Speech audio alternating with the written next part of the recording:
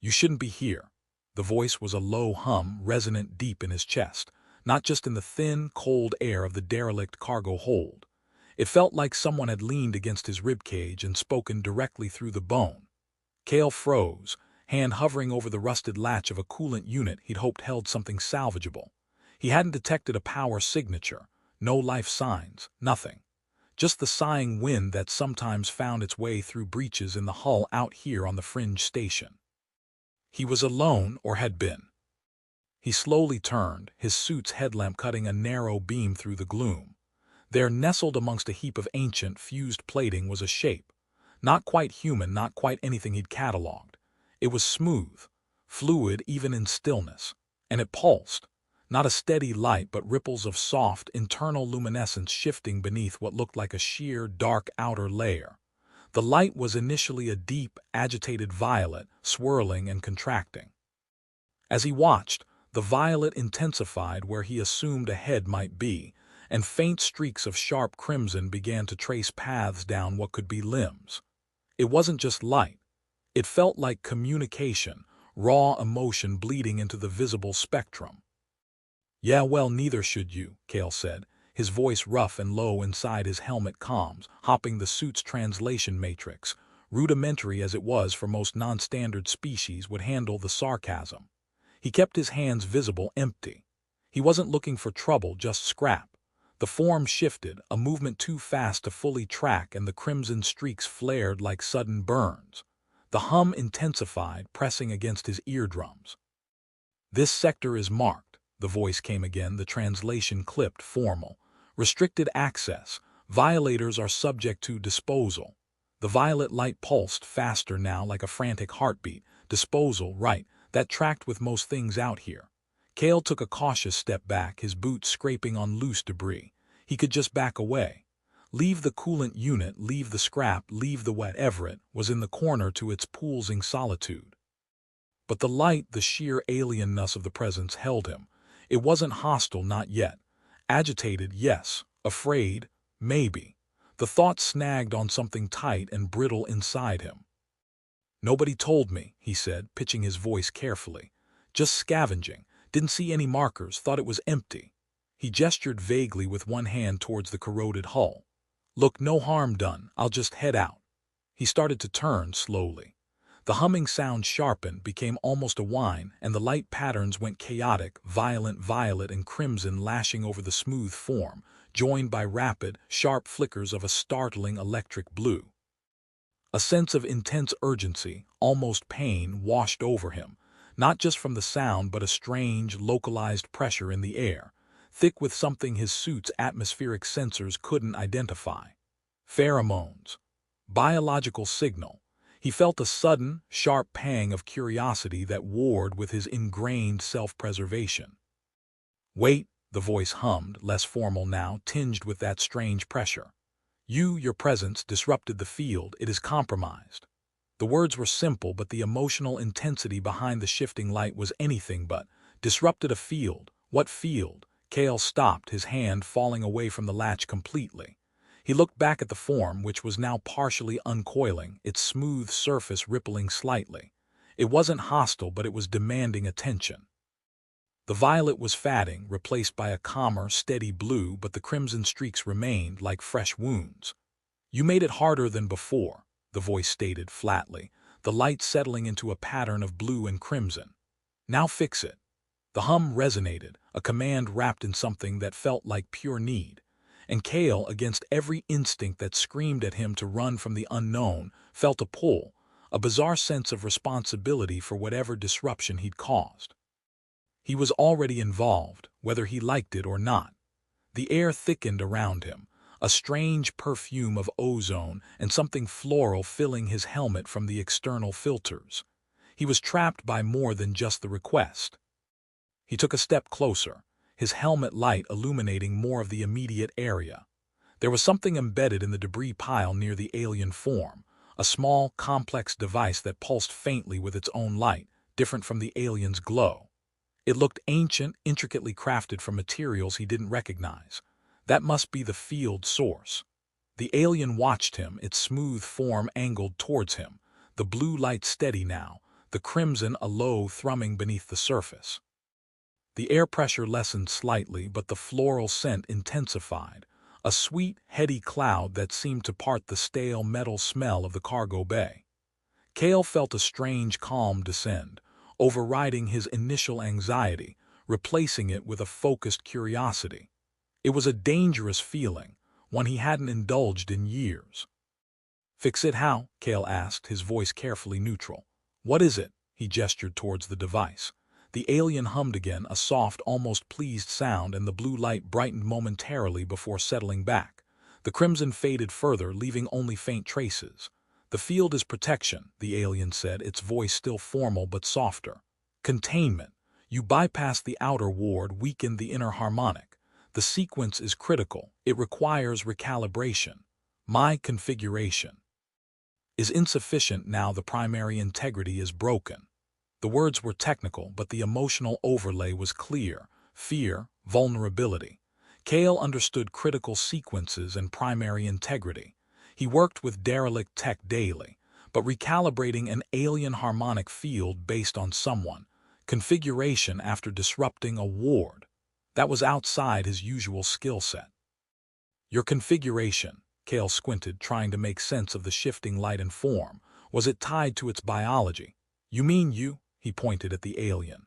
The smooth form gave a slight, almost imperceptible tilt, and the blue light pulsed in acknowledgement. "My presence sustains it when active," the alien confirmed. "But the initial disruption, the link is fragile. It needs an external interface to re-establish the harmonic resonance pattern." It shifted again, a movement like liquid pouring itself into a new shape, and extended something towards the device. It wasn't a hand, not in the human sense, but a projection of its own smooth material, ending in delicate tendrils of light that reached for the pulsing tech. They quivered, unable to connect. "An interface," Cale repeated, the puzzle pieces starting to click into place in a deeply inconvenient way. His suit had universal interface tools. Standard issue for scavengers, useful for bypassing locks, accessing data, sometimes even coaxing stubborn systems back to life. "You need me to connect to it." He motioned towards his suit's gauntlet, where the multi-tool port was located. The alien form stilled, and the blue light flared with an intensity that suggested deep focus or sudden hope. The air felt lighter, the floral scent less potent. "Yes," the voice hummed, the single word filled with immense relief. "That is the required function. Your unit is compatible." Compatible? How could it know that? He hadn't even gotten close. Was it sensing the tech in his suit? This alien was clearly far beyond standard tech. He hesitated. Getting involved was stupid, dangerously stupid. He lived by keeping a low profile, taking only what he needed, and never, ever getting entangled with anything that glowed or pulsed or talked about harmonic fields and critical sequences. But the alien's need felt palpable, a silent pressure against his mind. And the device, it looked valuable, maybe ancient and powerful. If he could help fix it, perhaps he could take a piece. Or maybe the alien would offer payment. No, not payment. The sense wasn't transactional. It was inherent. He'd broken it, he had to fix it. It was a bizarre sense of obligation towards something completely unknown. He sighed, a gust of air inside his helmet. "All right," Cale said. "All right, walk me through it. Don't make me blow us both up." The blue light pulsed again, a brighter, clearer signal this time, and the floral scent returned, a subtle comfort in the cold, dark cargo hold. He felt a strange, almost intoxicating pull towards the alien presence, a magnetic curiosity that erased years of ingrained caution. He took another step closer to the pulsing light. He knelt by the device, which pulsed with a steady, soft green light, a stark contrast to the alien's dynamic glow.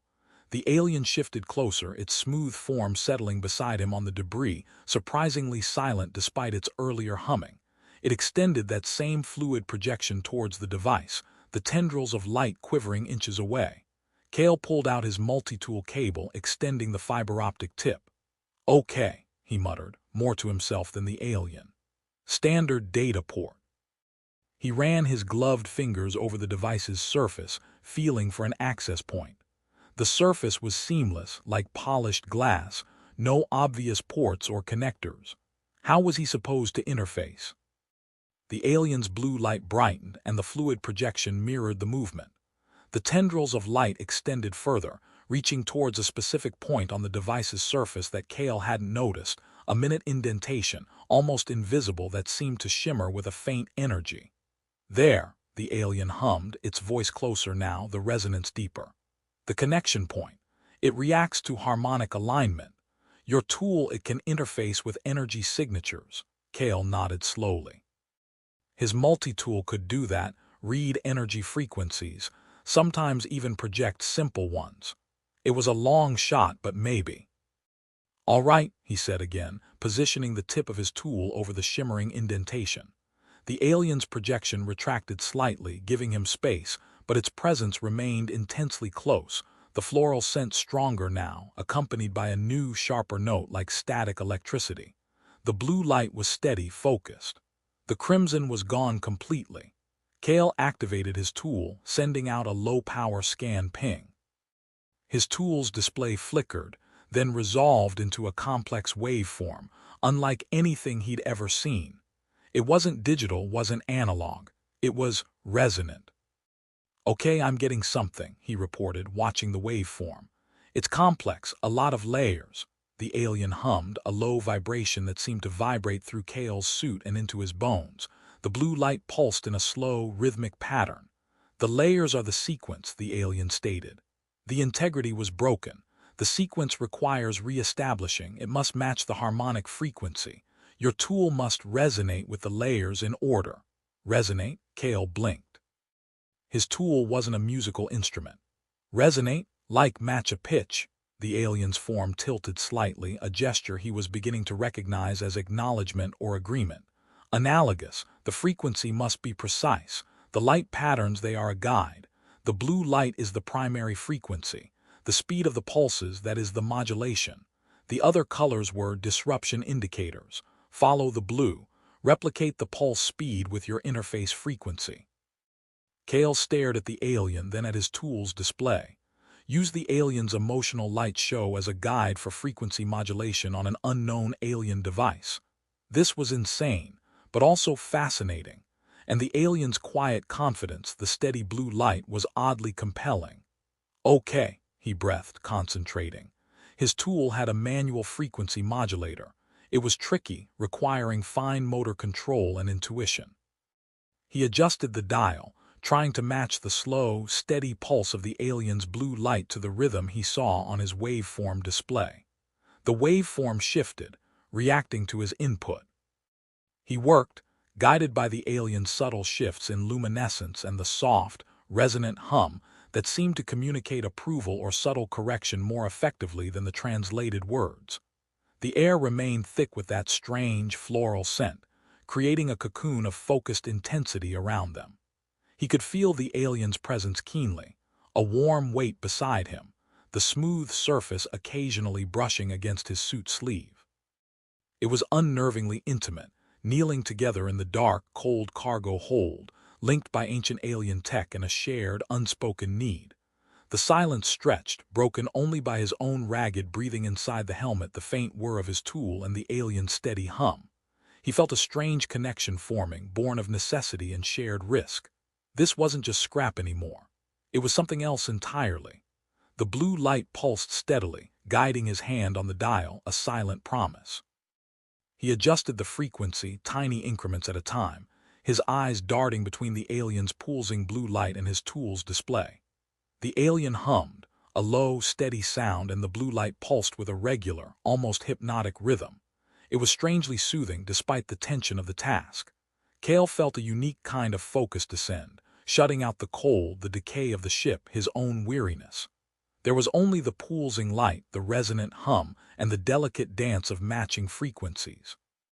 The alien's smooth form was a constant, warm presence beside him. The floral scent a subtle, intoxicating distraction. After what felt like an age but was probably only minutes, the waveform on his tool's display began to stabilize. The chaotic layers he'd seen initially were smoothing out, aligning with the steady frequency he was broadcasting, guided by the alien's light. The device pulsed a little brighter, the green light stronger. "It's Working, Kale murmured, surprised relief flooding him. The alien's blue light flared in response, a quick, bright pulse, and the hum intensified, a note of pure satisfaction resonating through the air. The floral scent deepened, becoming richer, sweeter. Then without warning, a sharp clang echoed from down the corridor. Metal on metal, heavy, deliberate. Kale's head snapped up.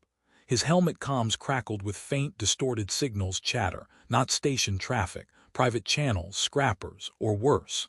The alien's light immediately went chaotic, violent violet and sharp crimson flared back across its form, the blue vanishing instantly.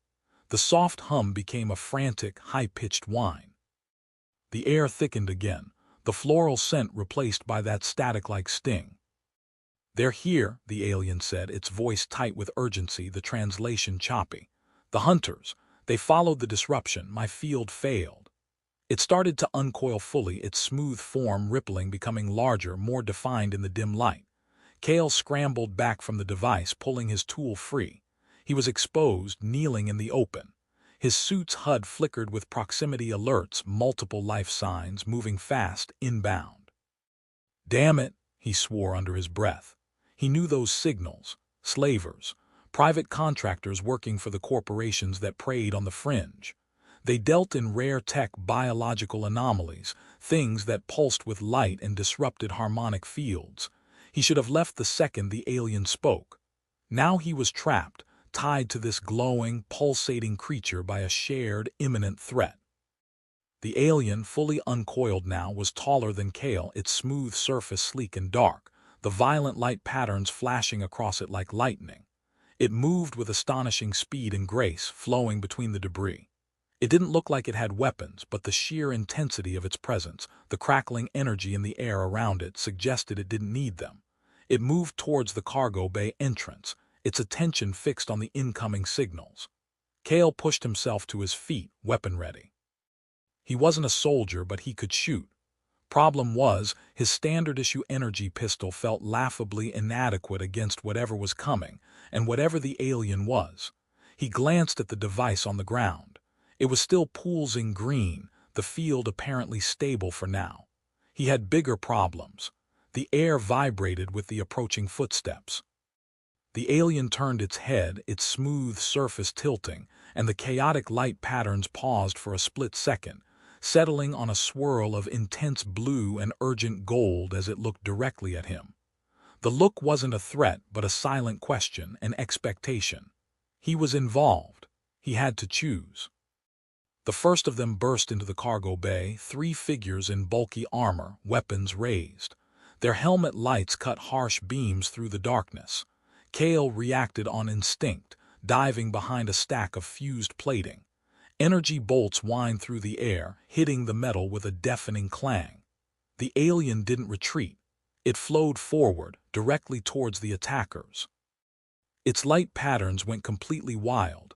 A blinding flash of pure white light erupted from its form, followed by rapid, dazzling shifts of every color imaginable. The sound it emitted wasn't a hum anymore, but a high, piercing shriek that vibrated through Kale's bones, disorienting and painful. The slavers recoiled, shields flickering under the assault of pure sensory overload.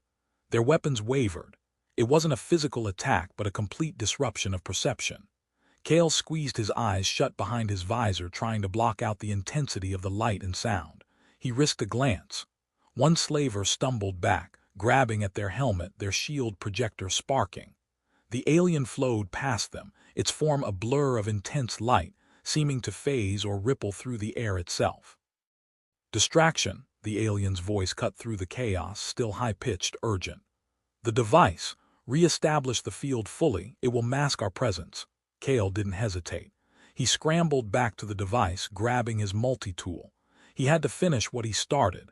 He jammed the tool's tip back into the shimmering indentation. The alien's light show outside was still disorienting the slavers, buying him precious seconds. He needed to match the harmonic frequency again, but this time the alien wasn't providing a calm, steady guide. Its light was pure chaos, reflecting the battle outside. How was he supposed to match a chaotic waveform? He looked at his tool's display. The waveform from the device was still relatively stable from his earlier work, but it was slowly degrading. He needed to lock it in. He tried adjusting the dial based on memory, on the feel of the frequency from before, ignoring the madness happening around him. His hand trembled slightly. He could hear the sounds of the fight, energy blasts, grunts of pain, the alien's bizarre sonic attack. One of the slavers cried out, a raw scream cut short. Had the alien killed him? How? He didn't see it use any force. He focused back on the display, on the subtle nuances of the waveform. He needed to project a stable, resonant frequency into the device, overriding the current, unstable state. It felt like trying to sing a lullaby in the middle of a hurricane. He closed his eyes for a second, blocking out the light, ignoring the sound. He focused on the feeling he'd had before, the calm, the strange certainty that he could do it. He remembered the rhythm of the alien's earlier blue pulse, the specific feel of that resonant frequency. He found it on his tool's dial, locked it in, and activated the projection. A pulse of warm energy shot up his arm, through the tool and into the device. The green light on the device flared, bright and steady. The chaotic light and sound from the alien outside abruptly cut off. Silence descended, thick and heavy, broken only by Cale's ragged breathing and the distant hiss of damaged equipment. He looked up. The alien flowed back into the cargo bay, its smooth form now a soft, steady blue again, the crimson and violet gone. It stopped near him, its light washing over him with a sense of immense calm and gratitude. "It is done," the alien said, its voice back to the low, resonant hum, the floral scent returning, stronger, sweeter than before. "The field is restored. Our presence is masked. They cannot detect us now." Cale lowered his weapon, his hands shaking slightly. He looked towards the cargo bay entrance. One slaver was down, their armor smoking, body contorted. The other two were gone, retreated, killed. He didn't know, and he didn't particularly care. He was alive. He looked at the alien, this creature of light and sound and scent. Its smooth surface rippled slightly, the blue light deepening in places, creating subtle patterns that weren't words but felt like communication all the same. He felt a wave of that strange, floral scent wash over him, accompanied by a sense of intense relief and warmth. It felt like gratitude, pure and overwhelming, conveyed not just by the light but by the very air around them. The shared danger had forged an immediate, visceral bond. He had faced down slavers for it, fixed impossible alien tech on faith, and it had saved his life in return. The risk had paid off in a way he couldn't have predicted. But now what? They were still trapped together in the dark, cold ship, and the silence felt heavy with unspoken questions and a new kind of tension, no longer about survival but proximity. The alien's blue light held steady, watching him, waiting. He still had no idea what it was, or why it was here. "Okay," Cale said, the word echoing slightly in the quiet cargo bay. He stood up fully, holstering his weapon, his legs still feeling a little shaky. He looked at the alien, which hadn't moved, its smooth form bathed in the steady blue light, the floral scent a warm cloud between them. "The slavers, are they gone? Really gone?" The alien shifted slightly, a ripple across its surface. "They are gone from immediate detection range," it confirmed, the hum soft. "The field conceals. They will search, but they will not find this location now." A sense of safety, fragile but real, settled over them. He looked at the device again, still pulsing with soft green light. It felt stable, humming with contained energy. "What is it?" Cale asked, gesturing towards it. "Why is it so important?" The alien turned its form more fully towards him, its blue light shifting subtly, deepening in intensity in certain areas, creating complex, swirling patterns. "It is a node," the alien said, the translation slightly hesitant, as if the word wasn't quite right. "A point of connection to the source. It protects." The legacy, the source, the legacy, more alien concepts. He felt that familiar pang of frustration that came with dealing with unknowns, but it was tempered by his burgeoning curiosity. "The legacy?" he prompted. The alien hummed softly and the blue light pulsed in a slow, deliberate rhythm. "Our memories, our knowledge, our consciousness." The alien paused and the blue light shifted again, a flicker of crimson appearing then vanishing quickly. The hunters, they seek to capture or destroy nodes, to silence us, to steal the legacy. Silence? Steal consciousness. This was deeper, more dangerous than he'd thought. The alien wasn't just protecting a device. It was protecting something vital, something communal, maybe even sentient in its own way. He looked back at the alien, at the smooth, light-pulsing form. "And you?" Kale asked softly. "What are you? Are you guarding it?" The blue light deepened dramatically, becoming almost indigo, and the floral scent intensified, wrapping around him like a warm embrace. The hum grew slightly louder, resonating with a deep, quiet strength. "I am a custodian," the alien stated, the word carrying immense weight. "A guardian, a link. I hold a fragment of the legacy. I protect the node." So the alien wasn't just near the device. It was connected to it, intrinsically linked. That explained why Kale disrupting the field affected the alien directly, made it feel compromised. "A custodian," Kale repeated, letting the word settle. It sounded important, ancient. He was kneeling next to an ancient guardian protecting a piece of its species, collective consciousness from hunters who wanted to steal or destroy it. This was officially the most complicated scrap run of his life. He felt a new respect for the alien, a sense of awe mixed with the residual adrenaline. The blue light of the custodian pulsed steadily, radiating a calm power that filled the cargo bay, pushing back the cold and the decay. Then a new pattern began to form within the blue light, delicate lines of gold tracing intricate paths across the custodian's surface. The floral scent shifted, becoming sweeter, laced with a subtle electric energy. The air pressure around him changed again, becoming softer, almost caressing. The custodian slowly extended that fluid projection towards him again, but this time it wasn't reaching for the device. It was reaching towards him. It stopped inches from his helmet. The golden lines within the blue light pulsed gently, mirroring the rhythm of his own heartbeat, which was suddenly hammering against his ribs. "You repaired the link," the custodian hummed, the sound lower, more intimate now. "You integrated your resonance with the field. You are connected." "Connected?" Kale stared at the light tendrils near his visor. "Connected how?" he asked, his voice a little hoarse.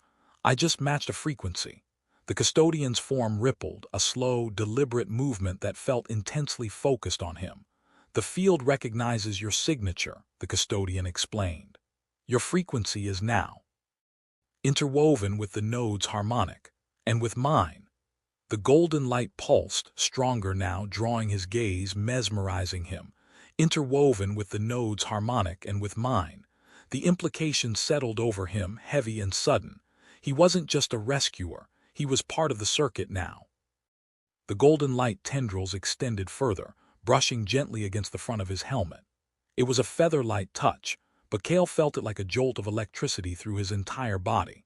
The air around him shimmered with intensified energy and that intoxicating floral scent. He felt an urge, primal and overwhelming, to reach out, to touch the smooth, glowing surface, to feel the source of that light and warmth and scent directly. His hand twitched inside his glove. This was beyond dangerous. It was something else entirely, something that resonated deep within him, stirring a part of his soul he thought had long since died. The custodian's blue and gold light pulsed invitingly, silently waiting. He reached out, his gloved hand slow and deliberate.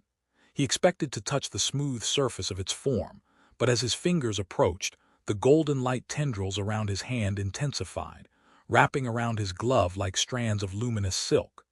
The blue light pulsed faster, the floral scent becoming overwhelming, dizzying.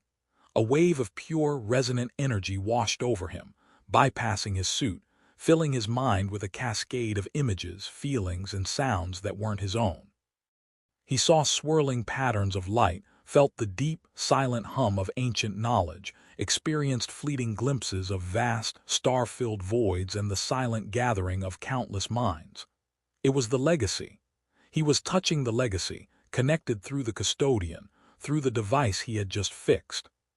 He gasped, a sharp intake of air inside his helmet. The sheer intensity of the sensory overload was staggering. It wasn't just visual or auditory. It was a full-body immersion into something utterly alien and profound. The golden light tightened around his hand, not painfully but possessively. The custodian's form flowed closer, its blue light deepening, its presence filling his senses. The floral scent was now intoxicating, triggering a deep, instinctual response within him, a primal pull towards connection, towards merging. "Custodian," Kale managed to say, his voice strained. What is happening?" The alien's hum vibrated through him, the sound conveying both urgency and a strange, undeniable pleasure. "The bond," the custodian responded, the translation fragmented by the intensity of the connection. "Establishing your resonance compatible, strong. The field resonates with you now." The bond, establishing a bond. He hadn't agreed to a bond, he had just fixed a piece of tech. He tried to pull his hand back, but the golden light held him fast, a gentle, yielding strength that he couldn't break. The surge of sensory input didn't lessen. It intensified, becoming more focused, centered on the custodian itself. He felt a sense of intense curiosity emanating from the alien, a deep exploration of his own mind, his own being. It felt invasive, yet not hostile. It was hungry, not for sustenance, but for understanding, for connection. Then the sensory input shifted again. The vastness of the legacy receded, replaced by something intensely personal. He felt a sense of deep loneliness, ancient and profound, emanating from the custodian, a weariness that had lasted for cycles.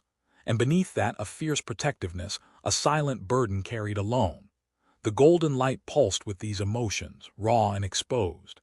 It was showing him its inner self, not through words but through pure feeling and transmitted consciousness. The intensity was overwhelming, shattering the walls he had built around himself over years. He was exposed, vulnerable, his own emotional landscape laid bare under the alien's probing presence. The floral scent spiked, overwhelming his filters, filling his helmet with its heady perfume. It felt like a signal, a biological imperative. His own body was reacting, responding to the alien's unspoken language of light and scent and resonance. The custodian flowed even closer, its smooth form pressing gently against his suited leg. The contact sent shivers through him, a strange mix of fear, awe, and intense, unfamiliar pleasure. He was connected, bonded in a way he couldn't comprehend to a being entirely alien in the cold, dark heart of a derelict ship. And as the golden light pulsed, drawing him in, he knew his life had just irrevocably changed. The silence returned, but it was a different silence now, filled with the hum of shared resonance and the silent question of what came next. The connection wasn't just with the device anymore. It was with her. His hand remained encased in the custodian's golden light, the connection buzzing through him. The overwhelming sensory input lessened slightly, allowing him to breathe, but the feeling of being linked, of his consciousness being gently explored, persisted. The floral scent was still potent, a constant, warm pressure in his helmet. He looked at the custodian's smooth, light-bathed form, so close now. The blue light was steady, the gold pulsing softly around his hand, and streaks of deep, rich violet were beginning to appear, swirling in slow, hypnotic patterns across its surface. Violet. He hadn't seen much violet before. Was that another emotion? What did it mean? "The bond, what does it do?" Kale asked, his voice softer now, less guarded. He no longer felt the immediate threat of the slavers, replaced by this complex, unnerving intimacy. The custodian shifted, a slow, fluid movement, its form still pressed against his leg. "It allows deeper communication," the custodian hummed, the translation smoother now, less fragmented. "Sharing, resonance. It strengthens the field when we are near. It allows me to understand your configuration." Understand his configuration, like his thoughts, his feelings. The thought was terrifying, yet also strangely inviting. After years of being alone, the prospect of being truly seen, even by an alien, held a dangerous appeal. The violet patterns on the custodian's form intensified, becoming more prominent against the blue and gold. They swirled and contracted, a visual representation of a complex internal process. The hum deepened, becoming a resonant vibration that felt like it was settling into his core. He felt a sense of introspection from the custodian, a moment of deep processing. Then, the violet patterns stabilized into slow, flowing currents, and the hum softened. "Your configuration is complex," the custodian stated, its voice neutral, but the violet light felt heavy, weighted with something he couldn't read. "Much loss, damage, barriers." Kale flinched inwardly. It could see his past, feel the pain. He had tried so hard to bury it all, layer by layer, beneath sarcasm and distance. The custodian could peel those layers back with just a touch and a hum. It was unnerving. "Yeah, well, space is hard," Kale muttered, trying to inject his usual flippancy, but it fell flat. The golden light around his hand pulsed gently, a soft pressure that felt like a counterpoint to the heavier violet. It wasn't judging him. It was simply observing, experiencing. The custodian didn't respond with words for a moment, simply resonated, the blue, gold, and violet light flowing across its form in intricate, shifting patterns. The floral scent changed subtly, gaining a note of earthy depth. Then it spoke again. "The barriers, they are inefficient for connection." The violet light pulsed. "Inefficient for strength. Together we are stronger. The legacy is safer." It wasn't just about the device anymore. It was about them. Their combined configuration, their combined strength. The golden light around his hand pulsed, then began to retract slowly, deliberately. Kale felt a strange sense of loss as the luminous tendrils pulled away, the direct mental link softening. But the connection didn't break entirely. It remained, a faint hum in his mind, a subtle warmth where the light had been. The floral scent lingered, a physical reminder of the intense encounter. The custodian's smooth form remained close, no longer touching him, but still radiating that intense, non-human presence. The blue, gold, and violet lights continued their slow dance across its surface. He looked at the custodian, really looked at it, free from the initial shock and the overwhelming sensory input. He still couldn't see features in a human sense, but he could read the light patterns, the subtle shifts in its form, the nuances of the hum. He could feel its presence, its emotions, through the lingering bond. It was still alien, utterly other, but it wasn't unknown anymore. There was a thread connecting them now, fragile but real. "So what now?" Kale asked. The slavers would still be out there searching, even if they couldn't pinpoint this exact location. They couldn't stay here forever.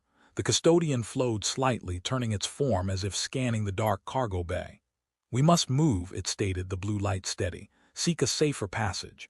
The node requires a more secure location for transmission. The legacy must be preserved." Move, right, on his ship, his small, barely holding together scavenger vessel. With an alien custodian and a priceless, dangerous artifact. His life had gone from complicated to utterly ridiculous. "My ship is small," Kale warned, already knowing the answer. "Not exactly secure." The custodian turned back to him, the golden light flaring briefly within the blue. "Your resonance is known to the field now," it hummed. "Your vessel, it can be shielded, amplified with the node, with our connection." The custodian flowed closer again, stopping just inches away. The floral scent intensified, thick and sweet. The violet light deepened, swirling with the gold. It felt like an invitation, an offer. A necessity. He had fixed the field, created a bond, and now he was part of the solution, whether he liked it or not. The weight of that realization settled on him, heavy and undeniable. He was no longer just a scavenger. He was entangled with a custodian and her legacy. He felt the hum shift, become softer, more inviting. The custodian's form seemed to settle, radiating a profound sense of anticipation. The floral scent was almost overwhelmingly sweet now, thick in the air between them. The blue light was a deep, steady pool, the gold a warm, pulsing current within it. The violet was softer, flowing like gentle streams across the surface.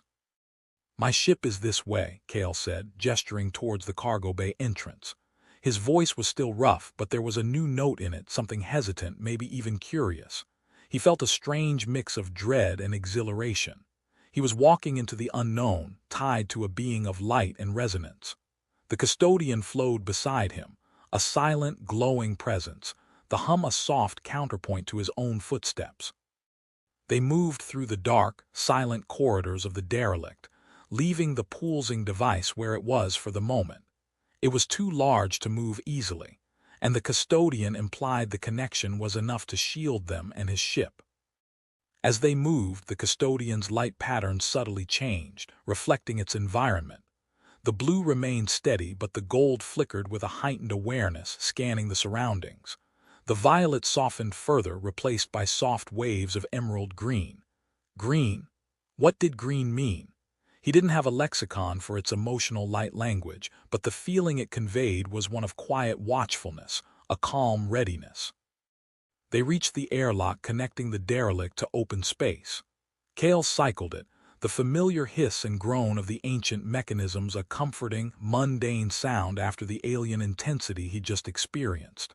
His small ship, the Stardust Drifter, was docked clumsily to the station hull, a beat-up utilitarian vessel that was more patched hull than original plating. It was home. He stepped out onto the docking collar, the weak station lights illuminating the scarred exterior of his ship. The custodian flowed out after him, its smooth form seeming to absorb the faint light, its internal glow dimming slightly as if conserving energy. It looked out of place, a creature of pure light and resonance next to his grimy, pragmatic hunk of metal. "All right," Cale said, walking towards the drifter's boarding ramp. "Welcome aboard the pinnacle of questionable engineering." He kept his tone light, trying to cut through the surrealness of the situation. The custodian flowed up the ramp behind him, a silent, gliding presence. As it crossed the threshold into the ship's cramped interior, its blue and gold light pulsed brightly for a moment, and Cale felt that familiar resonance surge through him, stronger now, amplified by the ship's hull. The air inside the drifter, usually stale and metallic, filled with the custodian's floral scent, warm and sweet.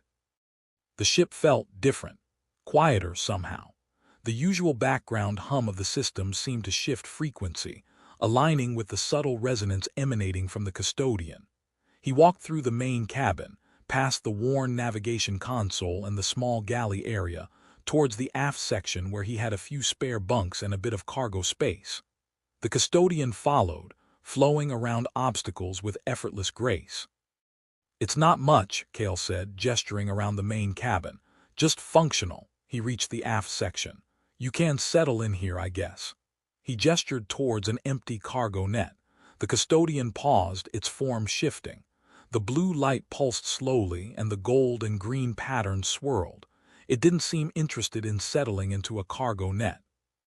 Instead, it flowed towards a small, enclosed space off the main cabin, his personal quarters. It was little more than a bunk, a locker, and a small refresh unit. Private. His space. The custodian stopped at the entrance, its form filling the doorway, its blue, gold, and green light bathing the tiny cabin in soft hues. The floral scent was strongest here, thick and intoxicating.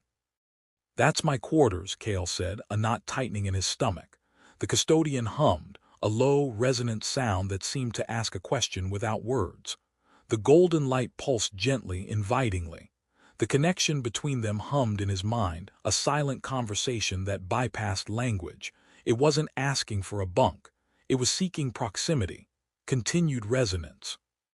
"The bond is stronger in closer proximity," the custodian stated, the translation echoing the silent communication. "For the field, for the legacy. And for us." The words hung in the air, heavy with implication. The violet light returned to the custodian's surface, swirling gently with the gold. It wasn't just about the mission anymore. It was about the connection. He was tired, stressed, and deeply confused, but the custodian's light, its scent, the pull of the bond. It was a warmth in the cold, a lifeline in the dark. And against his better judgment, he found himself drawn to it, unable to pull away. He felt a tremor of something akin to desire, alien and overwhelming, ripple through him. The air crackled with unseen energy. He stood in the entrance to his small cabin, the custodian's glowing form filling the space. The floral scent was potent, dizzying. He felt exposed, vulnerable despite his suit. The custodian's lights shifted, blue dominant, gold swirling with increasing speed, and the violet returned, deep and rich, pulsing with an intensity that Cale was beginning to recognize as desire, or perhaps its species equivalent. The resonance between them, amplified by the ship, felt like a physical force, pulling him forward. Closer proximity, Kale echoed softly, his voice tight. His mind raced. This was beyond anything he had ever dealt with. This wasn't just sheltering a fugitive. This was merging lives, consciousnesses in some fundamental alien way. He had spent years alone, guarding his solitude like a shield. The thought of dismantling those walls, of allowing this intense, alien connection to deepen, was terrifying. The custodian flowed into the cabin, its smooth form seeming to expand slightly, filling the confined space with light and warmth and scent. The gold light pulsed rapidly now, almost a shimmer, and the violet was deep and steady. The hum intensified, a resonant chord that vibrated deep in his chest, bypassing his suit's systems. He felt a wave of pure, focused intent from the custodian, an unmistakable desire to deepen the physical and emotional connection. He took off his helmet, the hiss of depressurization loud in the sudden quiet. He needed air, needed to feel something normal. The scent of the ship's recycled air was bland after the custodian's perfume. He looked at the alien, unshielded now. Its lights pulsed, seeming to react to his vulnerability. The floral scent intensified, mixing with something else now, something musky and electric, triggering a response deep in his gut. I don't know what closer proximity means for your kind, Kale said, his voice raspy. The custodian flowed closer, its surface rippling with vibrant light. It wasn't just visual, he could feel the light against his skin, a warmth that wasn't heat, an energy that resonated with his own body's subtle electrical field. The air around it crackled faintly. The custodian extended its form, not the light tendrils this time, but a smooth, substantial projection that reached towards his face. It stopped inches away, hovering in the space between them. The gold light pulsed rapidly in its tip, the violet a deep thrumming underneath. The floral electric scent was overwhelming now, intoxicating. Kale stood still, mesmerized, his breath catching in his throat. The projection gently brushed against his cheek. It wasn't cold or hard or sticky, but smooth, yielding, radiating that strange warmth. Kale felt the touch deep within him, a jolt that bypassed his nerves and went straight to his core. The hum intensified, vibrating through his skull. He felt a silent question, a deep curiosity about his physical form, his biological response. He leaned into the touch, drawn by an irresistible force. The custodian's form flowed closer still, pressing gently against his body through his suit. The smooth surface yielded, molding slightly against his contours. The light patterns swirled faster, more complex, a language of touch and sensation and raw emotion. He felt a sense of intense pleasure radiating from the custodian, not just from the physical contact, but from the connection, the shared resonance. The custodian's projection moved from his cheek, flowing down his neck, tracing the line of his jaw, his collarbone. Each touch sent shivers through him, a cascade of unfamiliar sensations. The floral electric scent filled his lungs, making him feel lightheaded, dizzy with a potent mix of arousal and profound connection. This wasn't human intimacy. It was something else entirely, rooted in light, scent, resonance, and a shared consciousness. It was raw, sensory, and utterly consuming. He closed his eyes, surrendering to the alien touch, the hum, the light, the scent, letting the barriers he'd built crumble away under the weight of this overwhelming, impossible moment. The future was uncertain, dangerous, but here, now, in the heart of his tiny ship, with a custodian of light and legacy, all that mattered was the bond forming between them, undeniable and profound. The custodian's form flowed closer still, its light and scent enveloping him completely. He didn't know how long they stood there, locked in that silent, alien embrace. Time seemed to lose meaning, stretching and warping around the intense sensory experience. His suit was a barrier, but the custodian's touch seemed to bypass it, resonating directly with his body, his mind. The hum vibrated through him, a deep, comforting thrum now, replacing the earlier intensity. The light patterns on the custodian's surface had settled into a slow, pulsing rhythm of deep blue and a soft, steady gold. The violet remained, but it was calmer now, swirling like gentle currents. The floral electric scent had softened, becoming less dizzying, more grounding, a constant, pleasant perfume in the small cabin. When the custodian finally withdrew its physical contact, flowing back slightly, the silence that followed felt immense. Cale opened his eyes, blinking in the still glowing light of the alien's form. He felt different, lighter somehow. The deep-seated tension he carried seemed to have lessened, replaced by a fragile sense of calm. The bond was still there, a soft hum in his mind, a feeling of connection that was both unsettling and strangely comforting. He could feel the custodian's presence, a sense of quiet satisfaction and something else he couldn't quite name, but it felt like fondness. That was, Cale started, then trailed off, searching for the right word. Intense was an understatement. Overwhelming was closer. Profoundly strange and good, he settled for a simple different. The custodian's form pulsed softly. A necessary part of integration, it stated, its voice back to its usual resonant hum, calmer now. The bond requires resonance. Proximity strengthens the harmonic, for the field, for the legacy, for continuation. Continuation. They were bound now for the long haul. He wasn't just fixing a device. He was part of something much larger and much more intimate than he had imagined. He stepped fully into his cabin, the custodian flowing easily to give him space. He peeled off his suit, needing to feel the cool air against his skin, needing to feel human again after being so utterly immersed in the alien. The custodian remained close, its light bathing the small space, providing the only illumination. He was naked now, vulnerable in a way that transcended the earlier sensory connection. The custodian's light didn't feel invasive. It felt accepting. The floral electric scent clung to the air, soft and warm. He sat on the edge of his bunk, running a hand through his hair. Continuation, he repeated, looking at the custodian. Where do we continue to? The custodian flowed, its form rippling slightly as if considering the question. To a secure location, it responded. For transmission, the legacy must reach the Great Archive. The Great Archive, another piece of the puzzle, a place where the legacy was stored, presumably safe from the hunters. He was a delivery service now, transporting a living artifact and its guardian. And the hunters, Cale asked, the practicalities of his situation crashing back in. They'll still be looking. The custodian pulsed, the blue light sharpening momentarily. They cannot detect us while the field is active and the bond resonates, it stated. But the range is limited. We must move quickly to the jump point. The jump point. There was a stable jump point in this sector, one he used often. It would take them deep into safer space, far from the fringe. He nodded, standing up. He needed to get the ship ready. File a fake flight plan, run diagnostics, make sure the life support wouldn't give out with an extra unknown passenger. As he moved around the small cabin, gathering clothes, the custodian's light followed him, a constant, quiet presence. The floral scent seemed to weave around him, comforting and familiar now. He felt a strange lack of awkwardness, despite the intimacy of the moment and his current state of undress.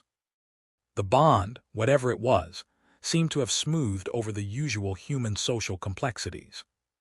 He pulled on a worn flight suit. "All right," he said, zipping it up. "Let's get this ship in the air. The sooner we're out of here, the better." He glanced at the custodian. Its blue light pulsed with calm affirmation. The gold light flared, sharp and bright, for a split second. It felt like enthusiasm, or maybe just readiness. As he turned to leave the cabin, the custodian flowed in front of him, blocking the exit gently. Its form rippled, and the gold light intensified, swirling with the violet. The floral electric scent spiked again, not dizzying this time, but intoxicating, deeply arousing. The hum deepened, vibrating with a clear intent. He felt a pull, irresistible and intense, back towards that physical, sensory connection. The silent question was clear. Not just proximity for the field, but proximity for the bond itself. The continuation wasn't just about moving the node. It was about deepening their connection. And looking at the custodian's flowing form, bathed in that pulsing, inviting light, feeling the hum resonate through him, Cale knew he was utterly, irrevocably lost. The danger was outside, but the true unknown, the true transformation, was here in his cabin, waiting in the light. He felt his resolve crumble, replaced by a primal need that the alien's presence had awakened. The barriers were down now, completely. He stepped closer to the custodian, drawn by the intensity of its light, its scent, the pull of the bond. The air crackled with energy. The smooth surface of its form pressed against his chest through his flight suit, yielding slightly, molding to him. The golden light flared, enveloping him, and the violet deepened, swirling like potent wine. The hum vibrated through every cell in his body, a song of resonance and connection. He felt the alien consciousness touch his again, gently now, exploring him with boundless curiosity and a deep, tender focus. There were no words, just the language of light, scent, and shared sensation. The custodian's form flowed around him, soft yet strong, enveloping him in its warmth and energy. He felt the intricate patterns of its light against his skin, a dance of color and feeling that was profoundly erotic. The floral electric scent filled his senses, intoxicating, driving him deeper into the experience. He reached out, his hands finding the smooth, alien surface, surprised by its texture, not liquid, not solid, something in between, yielding and responsive to his touch. The custodian hummed, a low, guttural sound that vibrated directly into his mouth, a shared breath, a physical merging. The golden light pulsed in time with his own quickening heartbeat. The violet deepened, swirling with dark, passionate intensity. He felt the custodian's desire as a physical presence, a wave of pure, focused energy that mirrored and amplified his own burgeoning arousal. This wasn't just bonding for practical purposes. This was a deliberate, intense act of intimacy, alien and overwhelming, shattering every preconceived notion he had about connection. He felt a wave of raw emotion wash over him, not his own initially, but the custodian's, a sense of profound relief, of having found something long sought, something necessary. And beneath that, a deep, ancient loneliness finally finding solace. He was touching something ancient, something vast, finding intimacy in the most unexpected, most alien place imaginable. His own walls, the cynicism, the pain, seemed to dissolve under the intensity of the connection, leaving him exposed, vulnerable, and utterly present. The custodian's light intensified, becoming a blinding white for a moment, then settling back into a brilliant, shimmering gold that covered its entire form. The violet vanished, replaced by a deep, steady blue that pulsed beneath the gold. The hum became a continuous, resonant vibration that filled the cabin, filling him. The floral electric scent peaked, overwhelming his senses, plunging him into a state of ecstatic disorientation. This was the peak of the bond, of the resonance, the culmination of the tension that had built between them in the dark cargo bay and the cramped corridors of his ship. It was a merging of frequencies, a dance of light and scent and consciousness, a profound act of alien love that transcended words and form. He clung to the smooth, glowing surface, lost in the current, knowing that from this moment on there was no going back. They were bound, intertwined, their paths and fates irrevocably linked. The danger was still outside, but it felt distant now, muted by the overwhelming reality of their connection. The humming continued, a silent promise in the heart of the stardust drifter.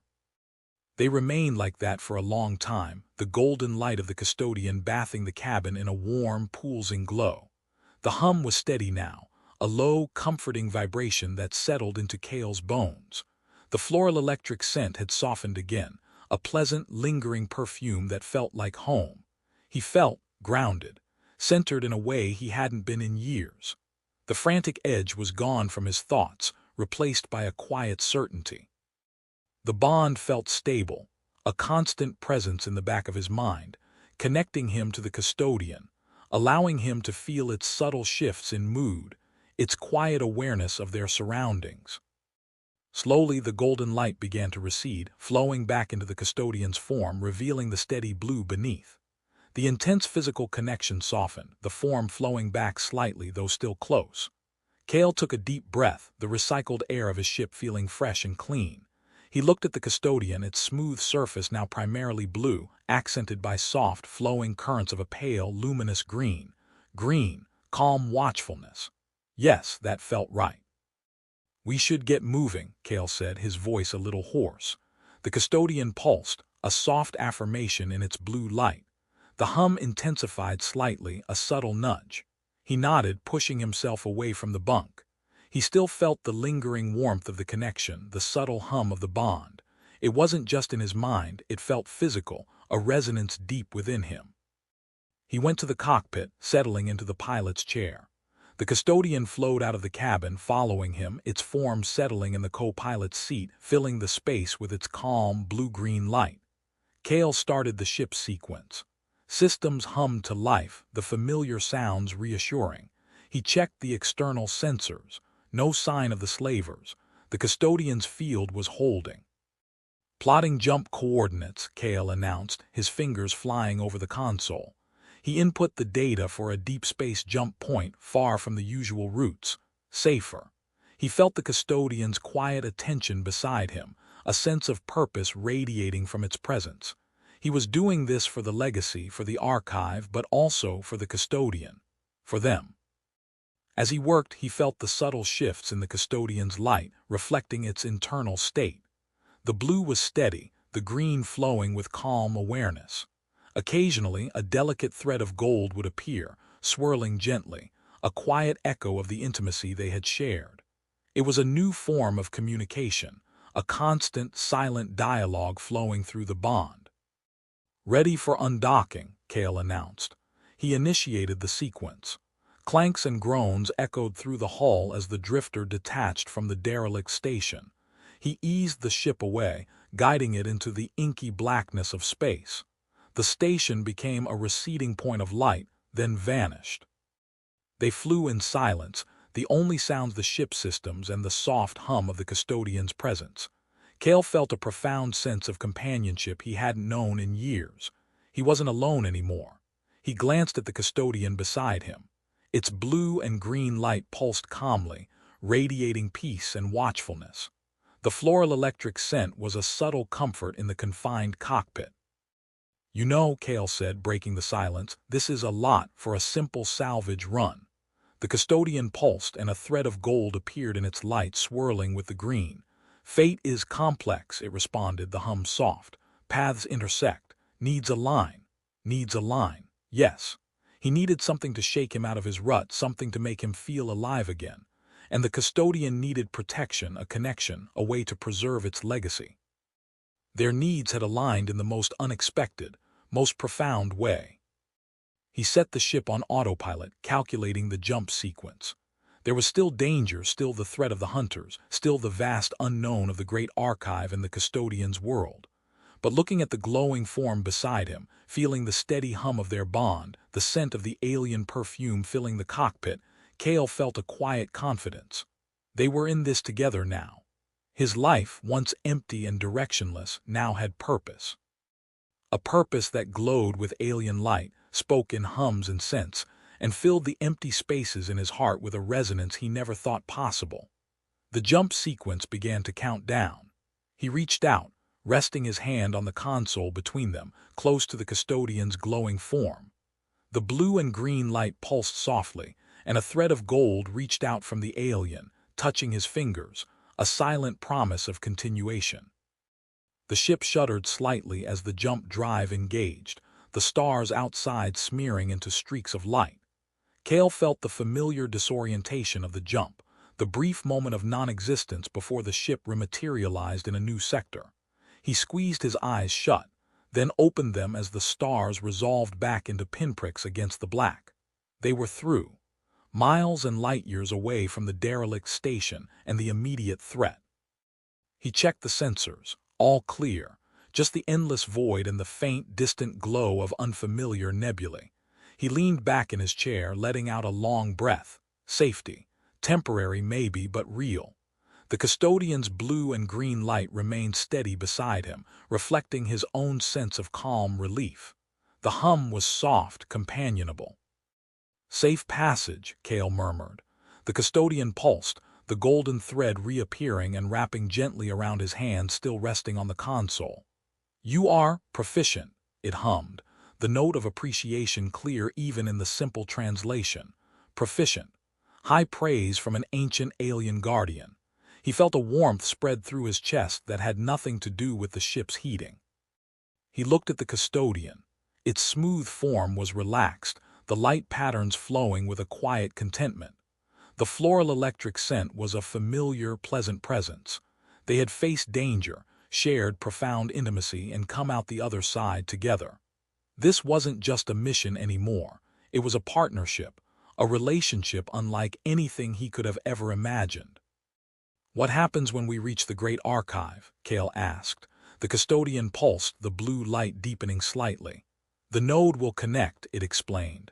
"Transmit the fragment of legacy. My task will be complete, complete." The word struck him with a sudden pang of unease. What did complete mean for a custodian? Would the bond dissolve? Would it leave? The custodian shifted, its form flowing slightly towards him. The golden thread around his hand tightened gently. The violet returned to its surface, swirling with a soft, complex intensity that he now recognized as a blend of deep feeling, perhaps melancholy, mixed with acceptance, and something else, something directed at him. "The task is complete," the custodian clarified, the hum soft, resonant with emotion. "But the bond remains. It is a new state of being for us, for continuation, not just the legacy but them." The violet pulsed gently, radiating a profound depth of feeling that transcended language. It wasn't just a caretaker. It was an individual with emotions, with needs, with a capacity for connection that mirrored his own, amplified by its alien nature. Cale looked out at the swirling colors of a distant nebula, then back at the custodian. Its light was his world now. Its hum was the soundtrack to his life. Its scent was home. He had stumbled into something impossible, something dangerous, something that had stripped away his defenses and exposed the raw, vulnerable core beneath. And he wouldn't trade it for anything. "Okay," Cale said, a small, genuine smile touching his lips. "Continuation. I can do continuation." The custodian's golden light flared, bright and beautiful, and the hum intensified, filling the cockpit with a resonance of joy and connection. The floral electric scent wrapped around him, warm and sweet, a silent promise of all that was to come. His hand remained intertwined with the custodian's light, their bond a beacon in the dark, vast emptiness of space, guiding them towards whatever future they would build together. It was hard, maybe harder than before, but they would fix it, whatever came their way, just like they always had. The soft hum of the bond pulsed, steady and true.